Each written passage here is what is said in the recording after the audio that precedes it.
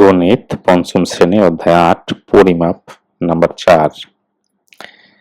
মাহফুজ বাজার থেকে ৪.৫ কেজি চাল, ৮ হেক্টোগ্রাম সবজি এবং ২৪০০ গ্রাম মুরগির মাংস কিনল। সে মোট কত কেজি বাজার করলো? আগেই বলেছি যে এখানে আমাদের খেয়াল করতে হবে যে কি কি দিছে এবং কি চাচ্ছে।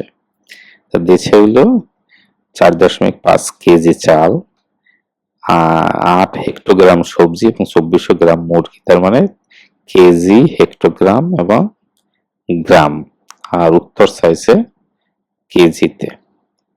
তাহলে আমরা প্রথমে যেটা করবো যে এগুলো সবগুলোকে কেজিতে করে নেব, এই হেক্টোগ্রাম এবং গ্রামকে কেজিতে করে নিই। তাহলে আমরা জানি যে ১০ হেক্টোগ্রাম সমান ১ কেজি, ১০০০ গ্রাম সমান ১ কেজি, ঠিক তো?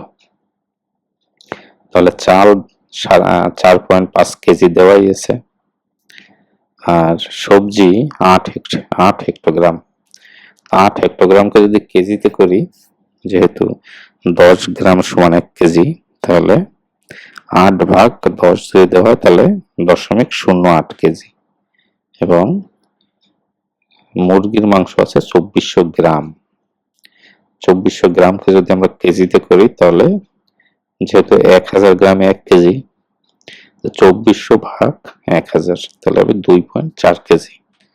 তাহলে এখন বলছে যে আমি সব কেজিতে করলাম, ৪.৫ কেজি, ০.৮ কেজি এবং ২.৪ কেজি। তাহলে চাইছে কি সে মোট কত কেজি বাজার করলো, তাই না? তাহলে সে মোট বাজার করলো ৪.৫ যোগ ০.৮ যোগ ২.৪ কেজি সমান ৭.৭ কেজি। Thank you.